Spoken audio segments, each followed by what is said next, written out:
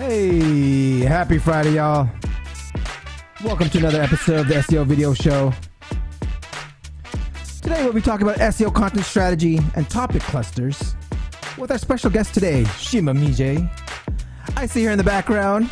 Hello, Chima. Can you hear me? Hi, Andrew. How you doing? Good. Okay, so I can hear you. I can see you just fine. Can you hear me okay? Yeah, I can. All right, love it. Everything looks good. I will be going over a few videos in the beginning, and then I'll introduce you in about 8 minutes after 12. Sure, that works. All right, guys. Don't be shy. Let me know where you're from in the live chat.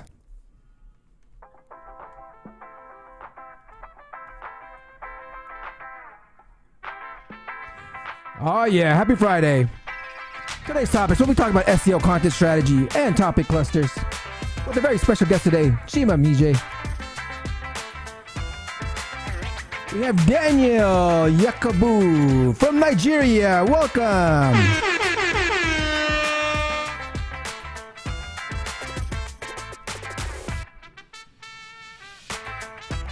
Happy Friday from Bradley Burney from Canada.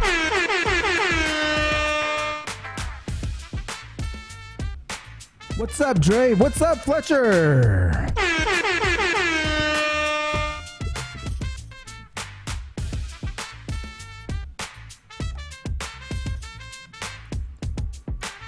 Hello, happy Friday from Carol. Hello, Carol.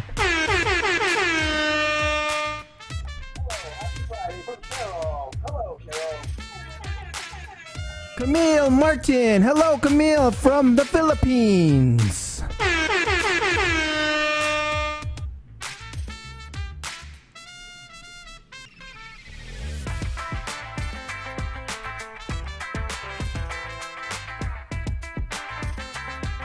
Hi, Chima from Nubia, Cohen. Today's topics, we'll talk about SEO content strategy and topic clusters and so much more from our very special guest today, Chima Mmeje. Don't forget to visit our sponsors, hrefs.com/AWT.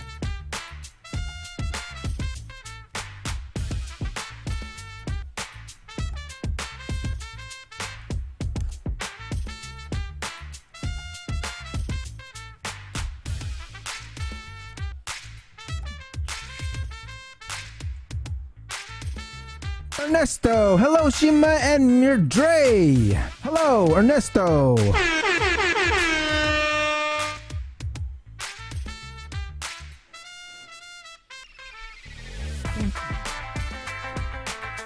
Stefan, my man. Hi everyone, happy Friday. We got a bunch of you out there. Don't be shy, say hi in the live chats when you join. We got about less than 5 minutes to go. This is going to be an awesome episode. Hey, Luther. Hi, Dre. We'll be talking about some SEO content strategy and some topic clusters with our very special guest, Chima Mmeje. Today's sponsors, hrefs.com. Don't visit their website at hrefs.com/AWT.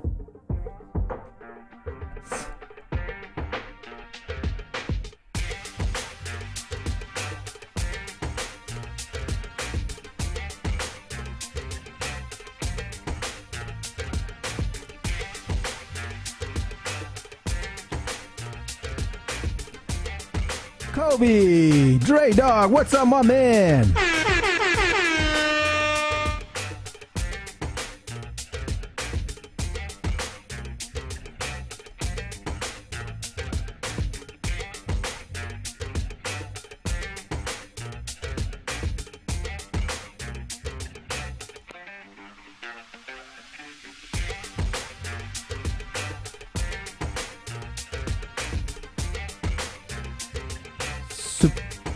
Superior Van and Mobility. Hi everyone from Louisville, Kentucky.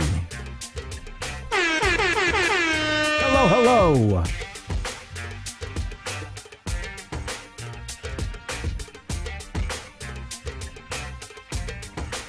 It's great seeing everyone out here on this lovely day. Happy Friday. going to be a great episode. Muda, welcome back. Happy Friday. We'll be talking about some SEO content strategies, some topic clusters, and so much more. Get that step by step from Chima. So visit today's sponsor, hrefs.com/AWT.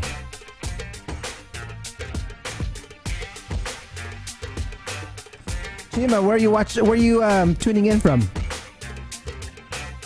I'm in the UK right now. Oh, in the UK, love it. Anyone else in the UK? How's the weather out there? Hot? Cold? Cold. Winter. Oh, it's winter already, huh? Man. Yeah. It's like 80 degrees where I'm at.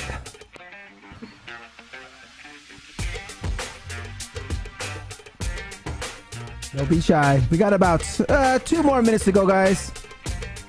We have a jam-packed episode with some SEO content strategies, topic clusters, and so much more with a very special guest, Chima from Zenith Copy.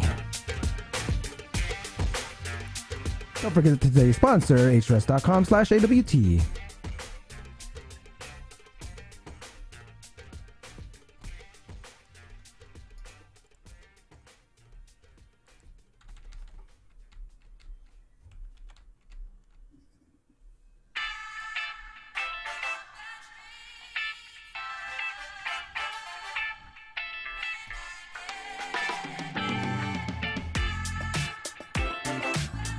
Kamuda, hopefully you claimed your prize from last week.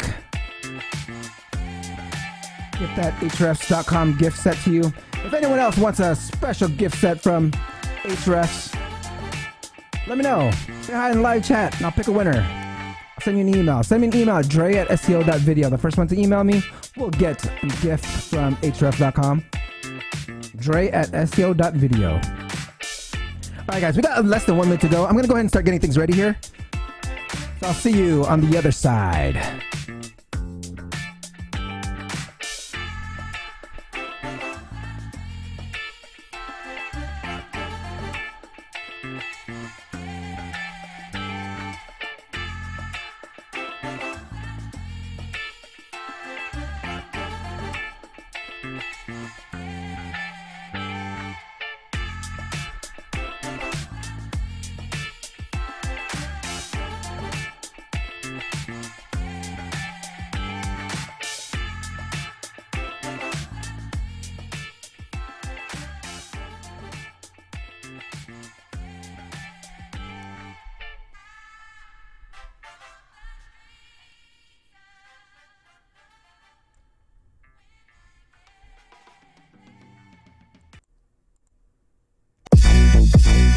Yeah, hey, time to get it started, no delay, let's work. Wanna see you be an SEO expert. Paul Andre De Vera, steady dropping knowledge, over 15 years in the game, so he knows all about it. Master the art of SEO, you will be amazed. Time to get your brand off page to on page. Dropping knowledge, legendary for sure. Whether you're just getting started or self-employed entrepreneur. Yeah, let's go. Subscribe to the SEO video show.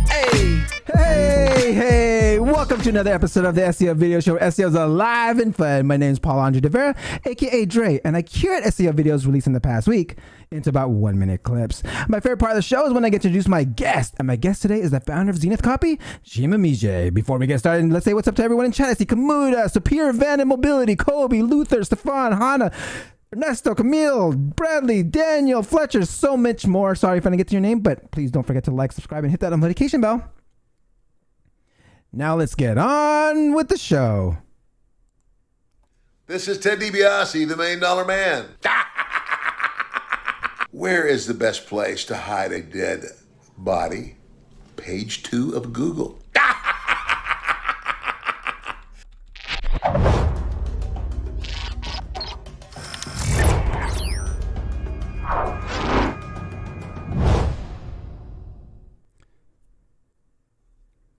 Google recently released a quick short on how to ensure your web pages look good across mobile devices. Let's check this one out.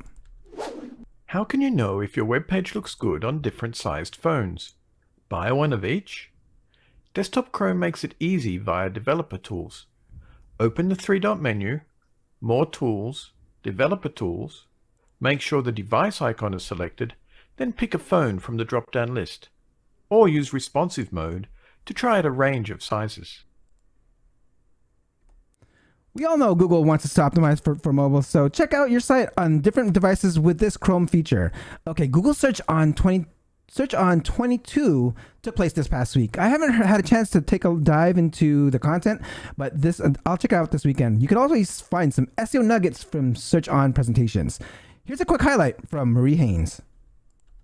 They announced in search on this week was some new ways that we can search. One of the things that we're going to be able to do is if you type shop before your search query, then Google's going to show you shopping results. So if I was looking, the example that they gave was a bomber jacket. If I search shop women's bomber jackets, I'm just going to get a bunch of results where I can purchase these bomber jackets. And then I'm going to be able to filter those in very interesting ways. So I could filter it to show just women's jackets. And I can even set it now so that when I search in the future, Google will default to showing me just women's products. That's very interesting. I can set it now to show that I just want, when I search for, the example that they gave was a purse, I can search for just certain brands and say I only want to see purses from this brand whenever I'm doing this search. But the thing that seemed really interesting to me was that you're going to be able to search for trending items. Visual search optimization was brought up by Crystal Carter a few episodes ago, so be sure to check that one out. Seamlessly integrating your SEO for product launches. Aja Frost shares her experience on SEJ. Typically, how the process would go is that product would say, hey, we are going to release this to freemium, or we are thinking of releasing this to freemium. What do y'all think? And then we'd say, oh yeah, there's a lot of search potential here. No, it's not super compelling from a search perspective, but from a user perspective, sounds like you should do it. So go ahead. And this was the first time that SEO and growth went way earlier in the creation process to inform what features were actually part of the consideration to begin with.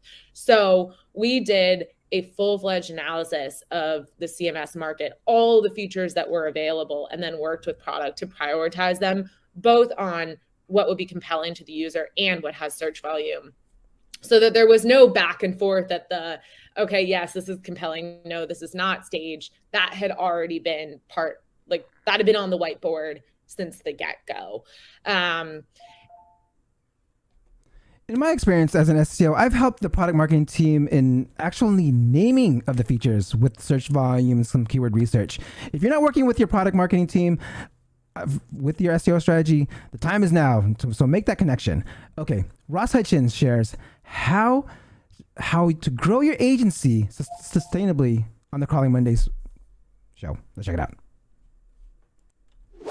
Building process documents, I think, is super critical.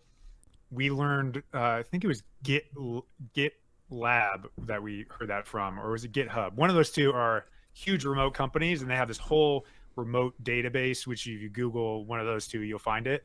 And we learned a lot of just like they document everything in this wiki. Process docs are very easy to change as compared to like videos, even though we do a lot of those videos, but like setting that standard. So every time you do something, you write it down, will just make life better and scale up with your agency. Having people in charge of learning and development, I think, is helpful as well. It's not possible day one, but I was doing that actually very early still in a little different fashion. So I think most agency owners should be really hands-on if they want to be doing those things well. And then not saying yes to every client, I think, is critical. We kind of touched on that. But if you're saying yes to every single client, onboarding people aggressively, I think that's just setting yourself up for disaster. Process documents are essential for anyone who has employees or virtual assistants helping you out. It helps them out and your business as an agency or consultant.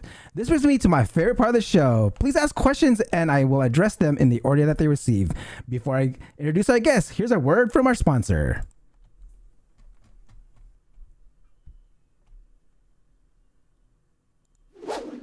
Are you sick of your competitors outranking you in the search results? Your solution is Ahrefs Webmaster Tools, and it's free $99. This isn't one of your 14-day free trial offers. Instead, it's a super powerful tool that'll do a full website audit for you and keep working for you for free. It'll scan your site and prioritize precisely what you need to fix and improve for your search results. Visit ahrefs.com webmaster-tools for this free tool.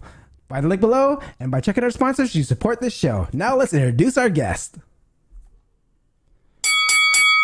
Chima is an SEO copywriter creating SEO content, web copy that drives traffic and increases conversions. She's an SEO strategist for SaaS companies like Wix and SEMrush. Her specialty is building topic clusters and executing them in long-term form content pieces. She is also the founder of Freelance Coalition for Developing Countries. Please welcome Chima Mmeje.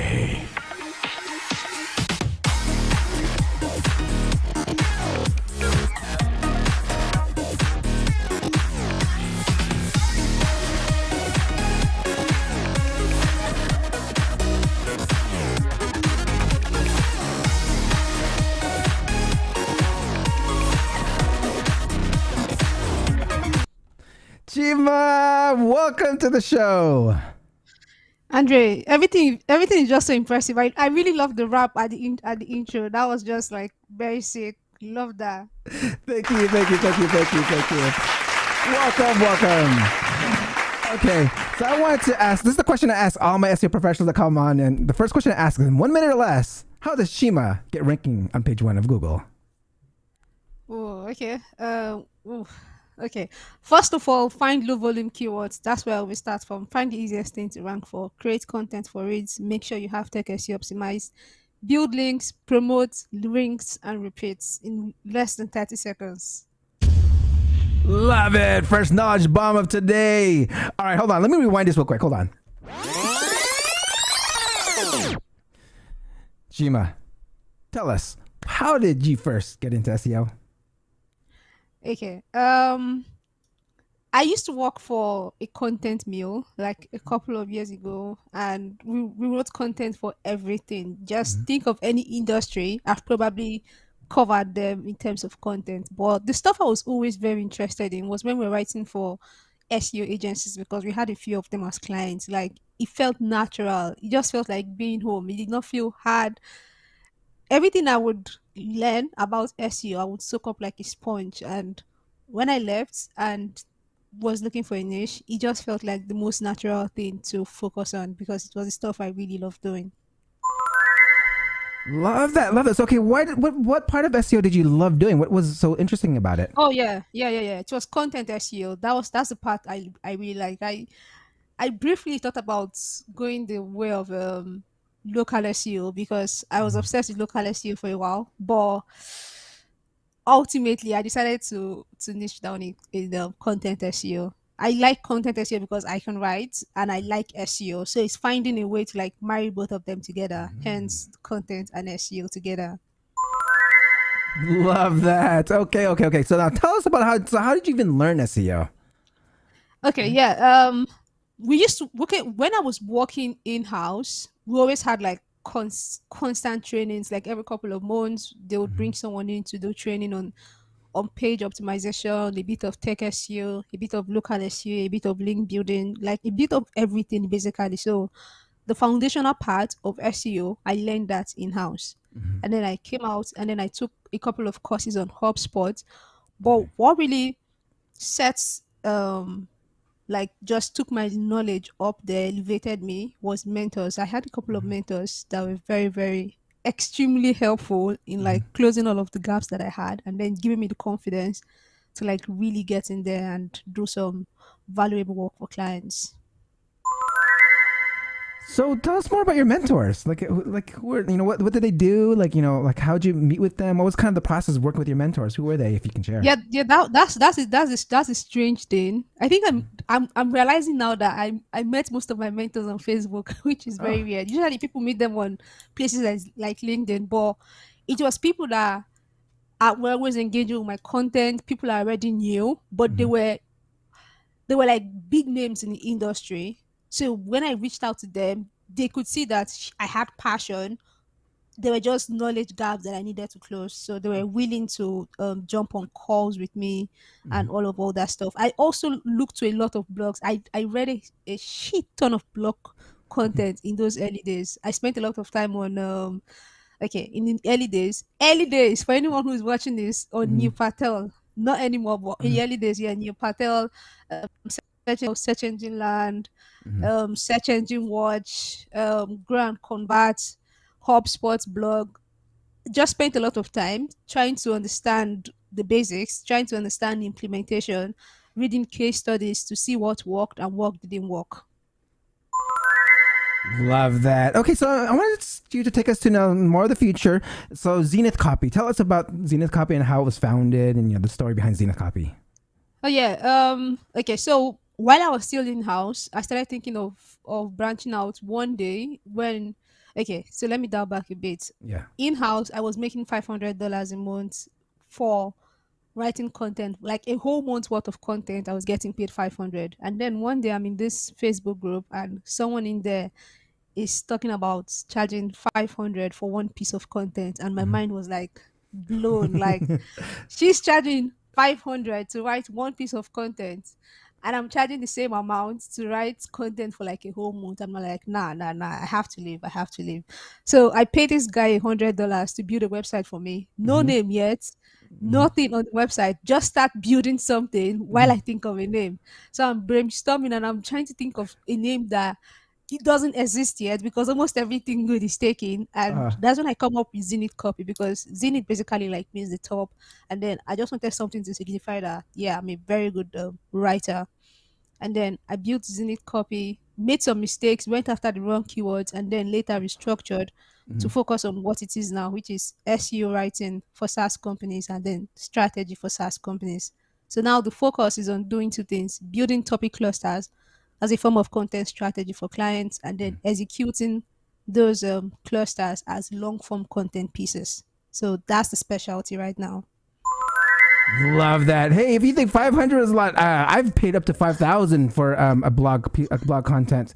So that's something that it's a lot of SaaS companies would pay up to. Yeah. So that's exactly. That was like 4 or 5 years ago. So back then 500 just seems like a lot of money when you think of the fact that you were not making that, or you've never made that. Yeah. So it just seems like an outrageous amount of money back then. Now I'm charging a lot more than that right now. So yeah.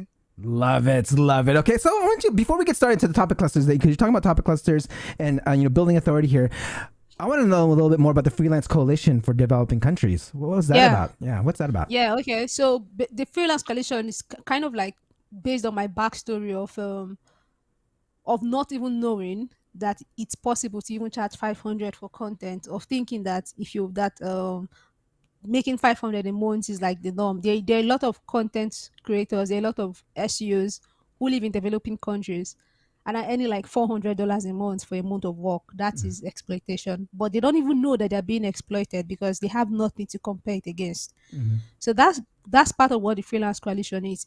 It's a non-profit that is set up to provide mentorship to help community members to close the knowledge and the skill gap, and then to gain access to network that can help them find better clients, find better remote work, and improve their skills. And then we also provide free training every week around SEO, around growing a business, and around skilling and niching down. And then we provide scholarship. We have people who reach out to us to donate courses. We also reach out to brands to get them to donate courses to our community. So that's basically the three things we do. We provide scholarships, we provide training, and we provide mentorship. Love that. Okay. Now let's get into some content, some SEO. Talk about some on-page SEO optimizations. I mean, sure. I want to start us off here. Like, first of all, like for those that don't understand what a topic cluster is, can you tell us a little about it? Yeah, sure. I like to think of topic clusters as the most organized way to think of creating content. Rather than writing one piece of content and expecting it to rank, you think of it like a village, not a building. So you don't have one house in a village, you have many houses that form a community. That is basically what a cluster is. You have the head topic, which is the parents, and then you have the subtopic, kind of like the children. So basically, one does not exist without the other. You have the parent linking to the child topics, and then you have the child topics linking to the parent topic. What that does is that it forces you to to gain a holistic picture of what you need to rank for that big keyword. Forces you to start from the bottom and then to work your way to the top. Forces you to think of all the content pieces as a whole, not as a part. Because doing that ensures that every single piece of content is high quality. No content is existing in a silo because they are linking to each other. They are organized in hierarchical order, and then it's easy for people who are coming to your blog to go from this piece of content to that piece of content, to come back to what they were reading, and then to find their way wherever they start their journey, to find their way either to the top or to the bottom, and then to convert. And even goes beyond that bottom of the funnel to even post to beyond that initial conversion, and then getting them post purchase. Yes, that's what I was looking for. To post purchase, and then creating content that turns them into lifetime buyers. Love that. We have James here saying topic cluster is the most organized way of building content. Chima, love that. Okay, let's see here. So I want you tell us more about your on-page SEO optimization process. Get deep and drop these knowledge bombs for us. Yeah. Okay. So like you have the before, you have the during, you have the after. So the before is the writing, and I think something a lot of people don't understand is that optimization actually even starts before you write. Yes, optimization starts with the brief. It starts with the content brief.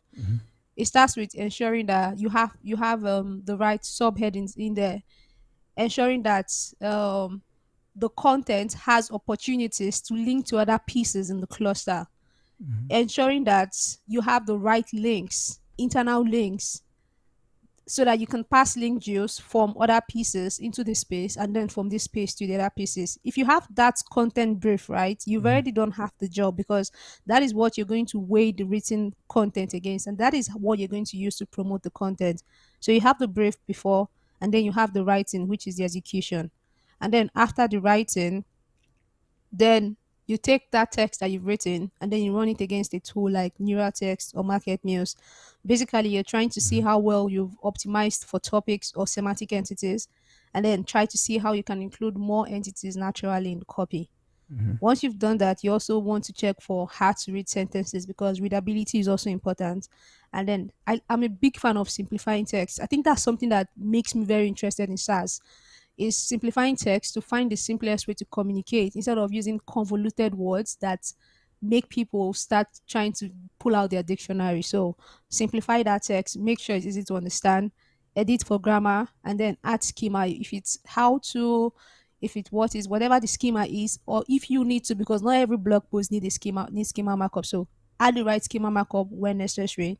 And then I use a tool called Link Whisper. It's on WordPress, to try to build as many internal links to the piece as possible, because what Link Whisper does is that it checks the text and then it suggests internal links to pieces that already exist on your blog, because you're not going to be able to you're not going to have that dictionary, or will I say have that flow of every single piece of content you've written, especially when you have a large website. So Link Whisper does that job for you, suggesting internal links.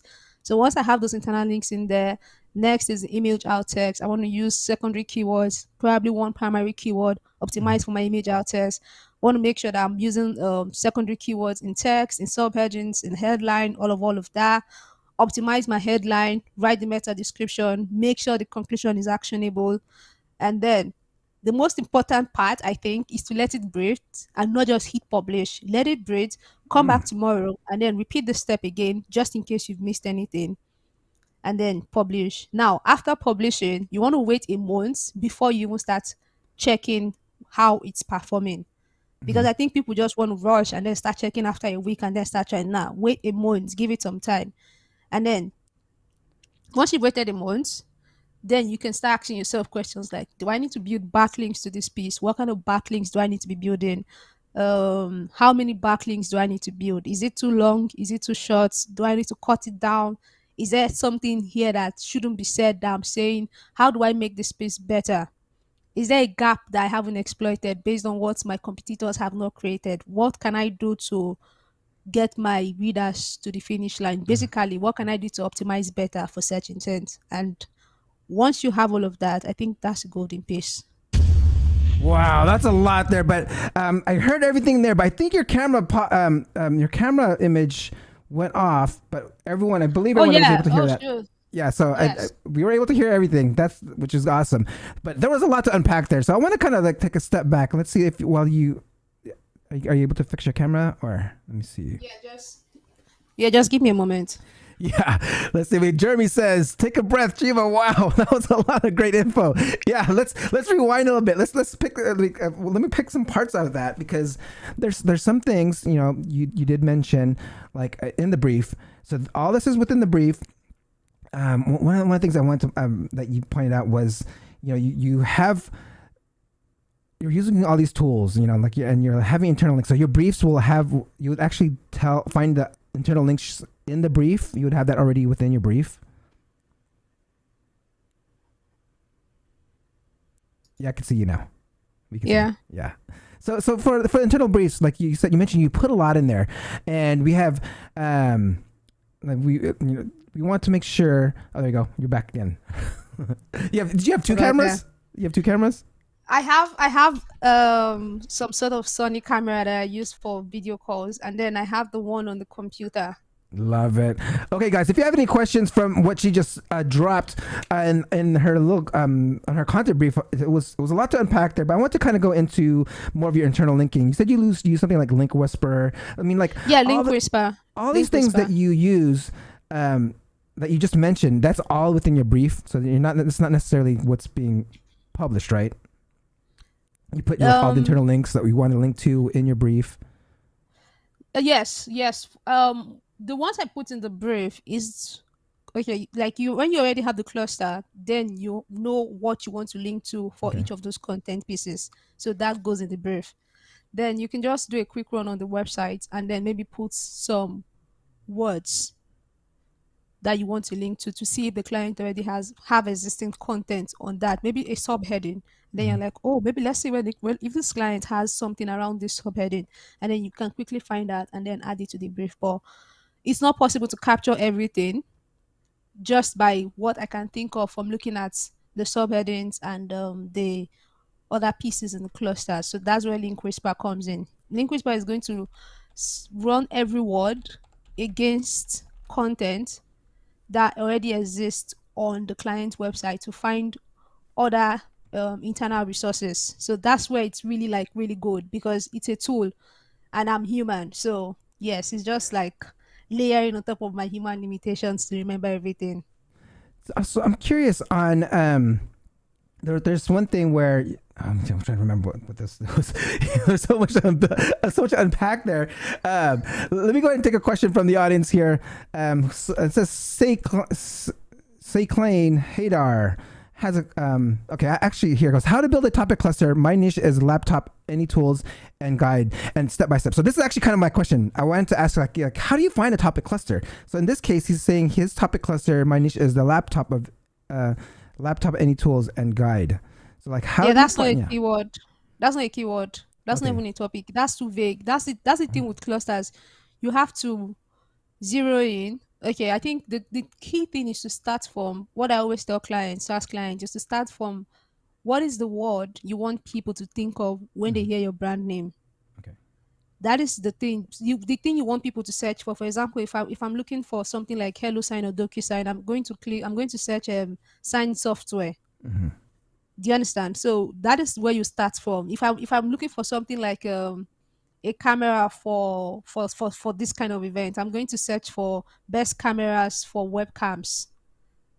That is how you start the cluster. You start by thinking of the word that best describes what you do, the word that people are going to search for when they are looking for what you do, and then you find the closest keyword with the most search volume for that word, and that is the keyword you make your overarching topic. And then you start building your cluster from there. But first, you have to identify that overarching topic that you want to build a cluster around. So, Clayton, hopefully that answers your question. But I want to, so I'm curious, like, do you use any tools to help you find clusters? Like, is there anything that you use? Yeah. I think that first research I do to identify that overarching topic, because it's a lot of like just googling random stuff to find the closest thing. I use keywords everywhere because it shows search volume right on the SERP, and I don't have to go and use any tool. I could just keep like doing different searches until I find the right one. So keywords everywhere is my first start when trying to find my overarching keyword. Got it. Brenda says, brilliant advice from the brilliant Chima. All right. So I wanted to make sure, I want to go into, since we're talking about like new types of software and stuff like that. I mean, so what parts can writers automate? Okay, so I'm just going to first of all start by saying that I am not a huge fan of automation. I'm not a huge fan of AI, which is weird because I'm obsessed with AI. I'm obsessed with AI, but I'm not a huge fan of it. So let me just get that out there. Okay. But that being said, I think you can automate you can automate keyword research. You know your big topic. You can plug that tool. You can plug it into SEMrush Magic keyword tool, and oh my god, the data is just insane. You can plug it into Ahrefs and Ahrefs Keywords Explorer, and then download everything that comes up, but you still need to manually pick out what is important to you. So yeah, the first part of finding like generic tool keywords, you can automate that part. You can automate the first version of the brief. Now, what I mean by the first version of the brief is that tools like Phrase, tools like neural text can give you option to say, okay, what do you want to add to your brief? Okay, you can say, I want to add people also ask questions. I want to add maybe recurring subheadings. I want to add topic clusters and the 20 most important topics. I want to add the top 20 websites ranking for this keyword. That is automation, but that is not the final version of the brief, because you still need to go in and look at all of these pages that are ranking to find recurring subheadings, to understand the context that they are using to talk about the topic, to understand the content structure, and to pull out subheadings that you're going to cover, and then to even add questions to your subheadings. So you can also automate. I think there are many SEOs that have created their own tools or their own code, written their own code for automating image out text and meta description and schema markup. So those are stuff that you can automate. So just to recap, keyword research, the first draft of the content brief, meta description, image out text, and schema markup. Tools like neural text even has options for automating meta description. You just plug in the keyword, yes, and it writes it for you. It gives you like 6-7 different variations, and you just pick one that you want to use. Interesting. I haven't seen that one yet. So I also want to. I remember one of my questions from your brief is, and you talked about like the readability, and you said, stay simple. I mean, in like say a niche that's very technical, and do you feel like you can still rank with simple content, or you don't have to use any of their their lingo within your? Okay, I think even for complicated niches or very technical niche, because I've written for clients like Sensu and Claravine, and these are like very complicated, talking about Kubernetes and things like that. Yeah. You have to, something I always keep top of mind is, if someone who isn't an expert in this field is reading this content, would they be able to understand at the basic level what this is? If you keep that top of mind, if you can't simplify it like to the barest minimum, but you can make the text readable. I don't think there's any niche where you can't make the text readable, where you can't simplify in ways that someone who is not in that niche should at least get like a decent grasp of what you're talking about. But it's not always going to be possible to like simplify to the level of, let's say for example, I was talking about productivity hacks compared to Kubernetes. So yes, there will still be like differences, because one is very niche and one is something that everybody else is going to understand.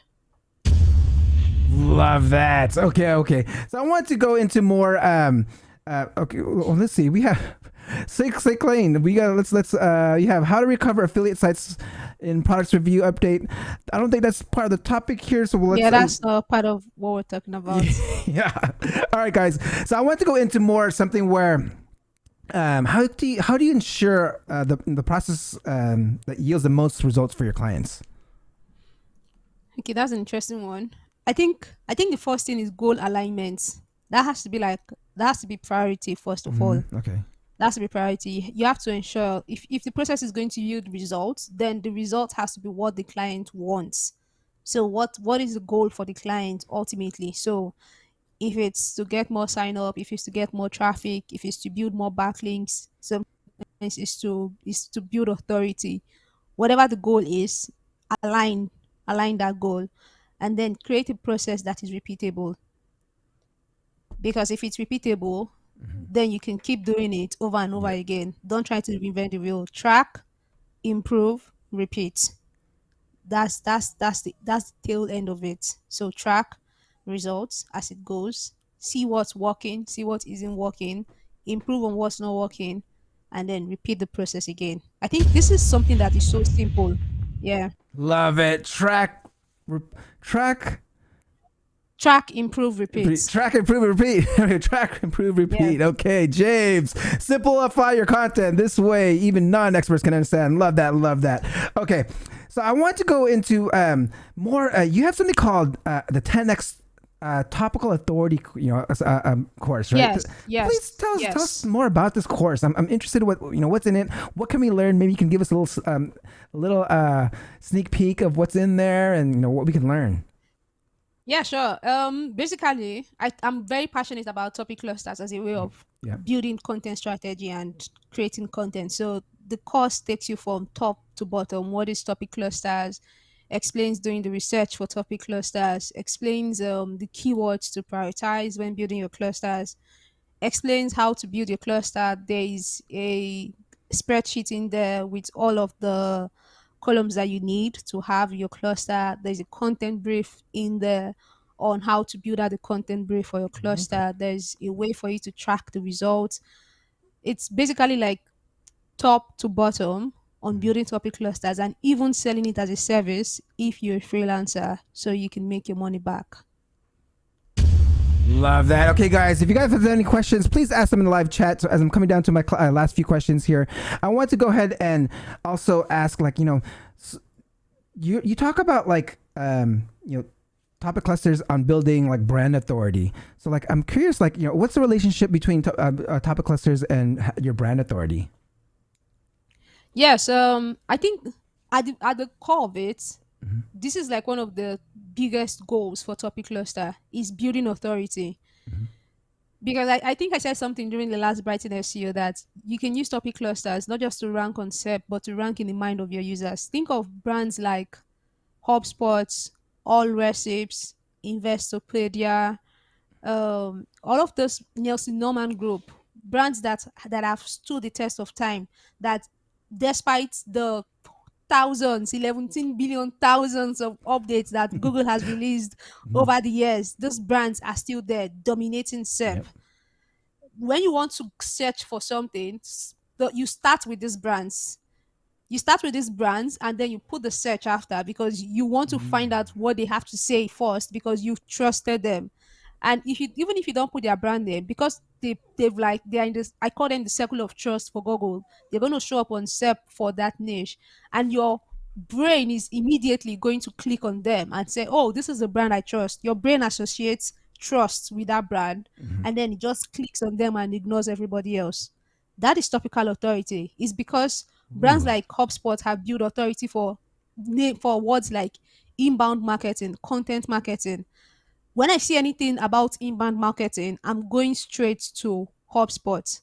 It's like Zapier and how they kind of own the productivity niche. If I want to learn anything about productivity or automation, I head towards Zapier. If I see them on the SERP, I'm going to ignore everyone else and just click on Zapier because I associate that word with the brand.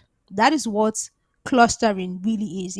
It's starting from the bottom, making your way to the top until you completely own that word and you're ranking in here in the user's mind. Love that. So you actually mentioned that you actually spoke at Brighton SEO. What was your presentation there about? I talked about doing the research when building a topic cluster. That was my last one. This time around, I'm talking about lessons I learned from analyzing 400 plus blog posts. Love it. Here, wait. Repeat that. Wait, hold on. You said, what was the last thing you just said? Yeah, I said I'm speaking at Brighton SEO next week, and I'm talking about lessons I got from analyzing over 400 blog posts. Oh, interesting. So you're speaking about that. So be sure to check her out. James actually mentions, hey, topic clusters do more than rank on search engines because it helps you rank your audience's mind more. Word, Chima. All right, guys. If you guys have any last questions, please ask them in the live chat because I'm gonna go ahead and ask my question that I've asked all my SEO professionals on here. So, like, if someone wants to become an SEO professional and you get into the SEO industry, what would your advice be to them? Yeah, I think okay, first of all, start with tech SEO. Yes, I think start with tech SEO and then find the route. Do you want to do content? Do you want to do editorial SEO? Do you want to do link building? Do you want to do local SEO, digital PR? What's your route? Because the key is to find where your expertise is going to be and then own your niche there. I would also advise you, yes, that's how you become an SEO professional. Start with tech SEO and then find something to niche down in and just go from there. Love that. Okay, I didn't see any other questions come in here, but I mean, for this episode to feel complete for you, how can people get a hold of you? Any last words? The stage is yours. Yeah, sure. Yes, you can find me on my website, zenithcopy.com. You can also find me on social media. My name, Chima Mmeje, on any of the handles on Twitter or LinkedIn. That's how you can get a hold of me. Love it. Everyone, please give Chima a round of applause.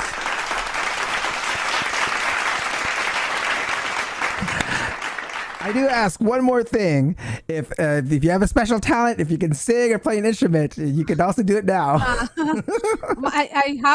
I have no singing talent. My friends beg me not to sing, that they're going to pay me not to sing. My voice is like a frog. All right, Chima, can you hold on for one quick second while I sign off here? Hold on. Yeah, sure. All right, guys, that concludes another episode of the SEO Video Show. Please don't forget to like, subscribe, and hit the notification bell. And I will see you next week. Peace out. Thank you for watching. Hope you come back next week. Make sure to subscribe. You don't want to miss a thing. Hope you learn something new, cause the vibe is incredible. From the special SEO professionals, SEO video show. Let's work. Want to see you be an SEO expert. Paul Andre DeVera helping you step it up. No delay right now. Time to level up. Hey, thank you so much for watching. Make sure to subscribe. Woo!